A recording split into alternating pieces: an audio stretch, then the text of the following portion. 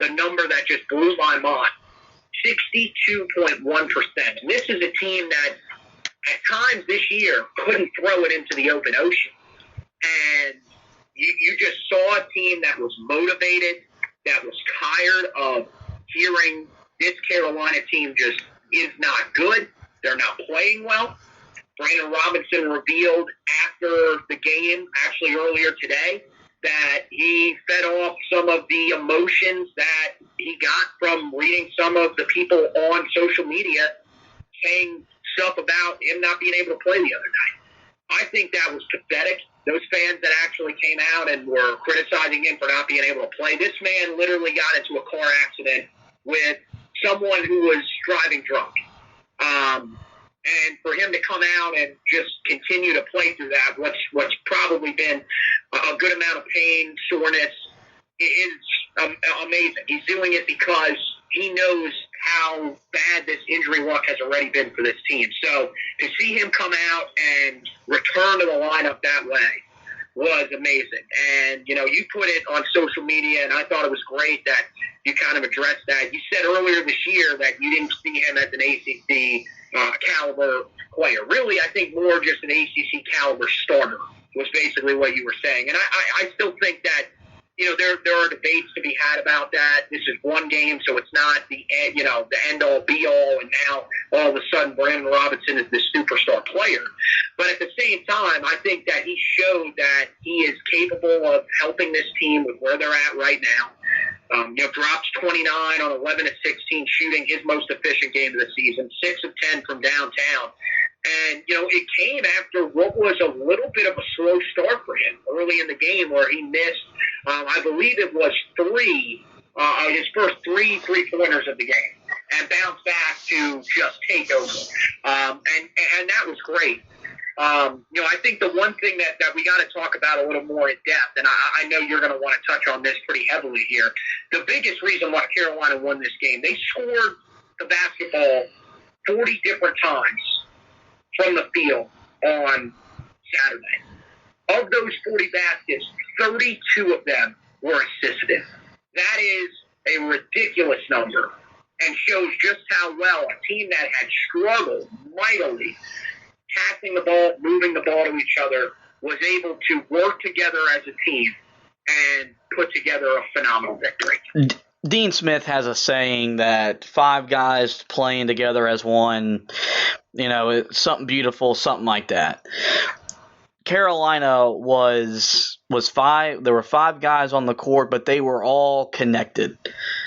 No matter the situation, time and score, no matter if it was a zone that you got from Miami, whether it was a man, whatever, Carolina and the players knew what they wanted to do, and they executed. The ball movement was impeccable. That's how this team is going to have to find, when they talk about easy ways to score, you don't have a guard that can take you off the dribble like you had last year with Kobe Bryant and get a bucket. You don't have that. The ball's got to move. And the one thing, if you go back and you watch the film from yesterday's game, Miami was tired from the movement that Carolina put in the zone. And Roy Williams is one of the best zone offensive coaches there is in the game currently and of all time. And that was on display yesterday.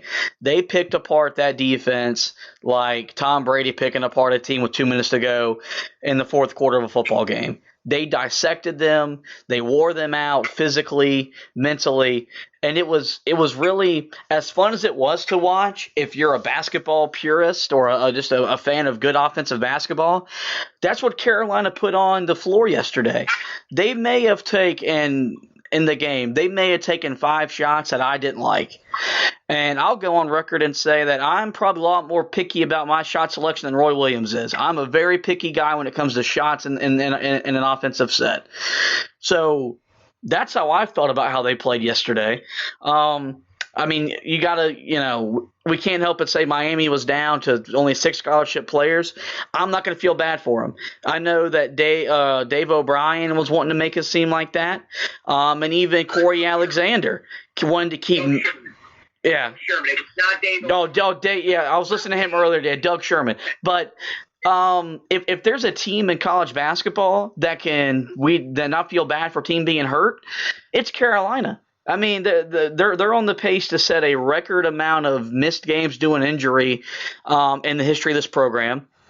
And especially after Mike Young went on record saying that he doesn't feel bad for Carolina because they're the Tar Heels. Well, I'm not going to feel bad for any other middle-of-the-road program in this conference because Virginia Tech beat us because we weren't healthy. If we're healthy, that game's over at halftime. So that I got tired of hearing that.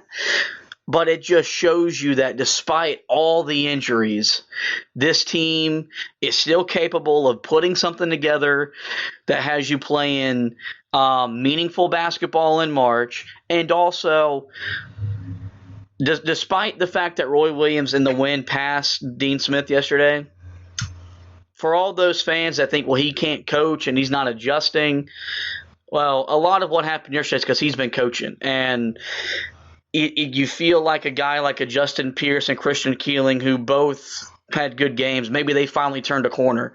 And if Carolina's going to make a run at this thing, they've got to both play very well. Leaky Black looks more comfortable running our offense. Armando Bacot responded after a slow start. This team's still fighting, and that's a big part because Roy Williams still coaching them.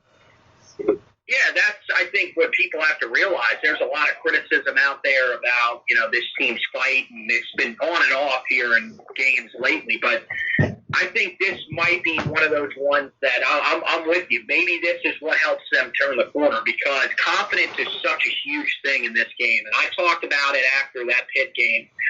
It was just a team that looked like they knew coming in they were going to lose. Totally different mindset in this game against Miami. And again, I'm with you to a certain extent. Being down to 6 scholarship players is crazy. The fact that he needs to recruit better. They weren't. I mean, that's a fair point. That's definitely a fair point. The fact that they weren't able to practice during the week is crazy. And I'm not saying I feel sorry for them, but at the same time, I understand why that's a struggle. Why that's tough, because you literally got 6 guys, and we're not just talking about 6 guys that play significant minutes. You're talking about guys that have not played significant minutes their entire time there, having to then step in and play significant minutes. But the thing is you look at what Carolina is coming in, this is not a team that should normally be beating that type of team, at least the way they've been playing this year, by 23 points. And at times, having the lead up around 30 points consistently.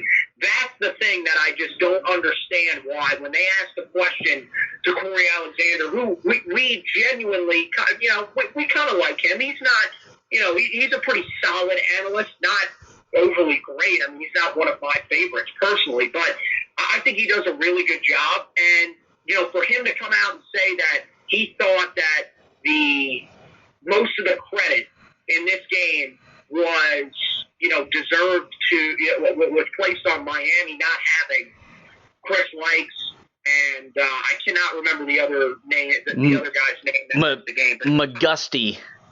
There you go. Their top 2 scorers. That's not the reason why Carolina won this game. Carolina won this game because they came out and took it from them. And that's something that I think Roy Williams has to be really proud of. This is a team that seems to be sort of rallying around themselves and saying, look, I think maybe early on, they felt like maybe people, they say they won't feel sorry for us. Maybe people actually will feel sorry for us. And I think they've realized now that's not going to happen. Nobody is going to take it easy on you. So, not yet, because this team's a vulnerable team. Not many of these teams can, for a team like Georgia Tech, Virginia Tech, that's how they sell their people to buy those tickets. That's how you get people to invest in their program. Well, we beat Carolina. And that's just facts. It's just how it is. And that's something good. Carolina fans should look at that as a good thing. Like, yeah, no, you're that good that you're everybody's tournament game during the regular season. They look at it as if they don't beat you, then I'm not going to say it's a lost season for some teams, but they feel like if they beat you, they can pretty much be on top of the world. no matter where you're at. And that's a good thing. These guys just have to be able to adjust to that pressure, and they were able to adjust to that pressure. And I think the big thing is that don't get to the point where you think that this team is going to all of a sudden come out and be world beaters. I don't think that's quite where they're at right now. But the fact that they have played pretty well in back-to-back games, it's not just Miami. This is not coming off of the game against Pittsburgh or the game earlier in the year against Georgia Tech. This is not coming off of a game that was that was really that bad. This was coming off a loss to Virginia Tech in a game where you were shorthanded. Like you mentioned, if we're a more healthy team, if Cole Anthony plays in that game, Carolina probably runs away with that game because Virginia Tech just didn't play well. And, that's where I think there's some room to be encouraged and still think that this team has a chance, because it's not just a spur of the moment thing that all of a sudden, is going to disappear. This team is looking the last two games like they understand where they're at, what they've got to do to be a better overall basketball team and to be in that hunt in the ACC. And it's exciting. It's exciting. Oh, it's also kind of nerve-wracking. So yeah, because now that game, they've got to find a way to carry over that success. Quick turnaround. They play a game in about, it was 52 hours from the time the game wrapped up yesterday. They go to State on Monday, and we'll transition as we look ahead to the game against the Wolfpack. It's in Raleigh. The emotions in that building is going to be as a tough an environment as they've been in all year long. That game, even when Carolina is Carolina, the game means more to NC State because they look forward to that one game every year to get us in their building and find a way to beat us so they can celebrate for 365 days until the next year. And State is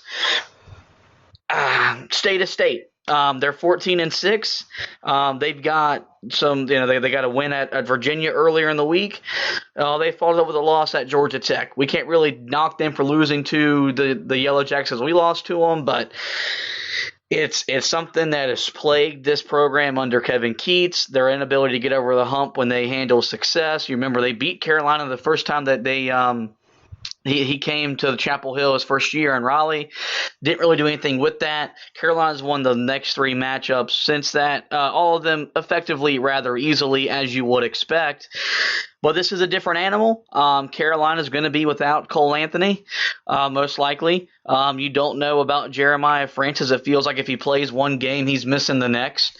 And he didn't play on Saturday. You would love to have that extra ball handler because State's going to do something the whole game that shouldn't surprise you. It's what they do in their DNA, which is they press. But it makes a whole lot of sense to press this particular Tar Heel team. I've harped on that all year long. If I was an opposing coach, I would press the heck out of the Tar Heels. They're going to do that from the jump. They're going to be physical. They're going to be aggressive. It's all about taking the success that you had on Saturday and applying it to Monday and finding a way to win a road game in what's going to be the most hostile environment you've played in to date. You're spot on with all of that. This State team, coming in 14-6, you would think, okay, well, this team's probably solidly in the tournament right now with where the bubble is at this year. That's not the case. They don't really have any terrible losses.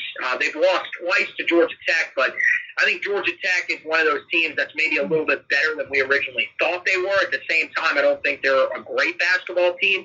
So that is a negative for NC State, and they don't have any significant wins on their schedule. Their best win, just through looking back through it, it's Virginia, and then after that, I couldn't even really tell you what their best win is. It's really – so they are in need of a win. And this is, look, again, as you said, not your typical Carolina basketball team, but this is still a game that just means a ton to them whenever we play them in their place. And now, their guys realize there's no Marcus Page, there's no Luke May in this game. There's not a guy that's killed us over the past few years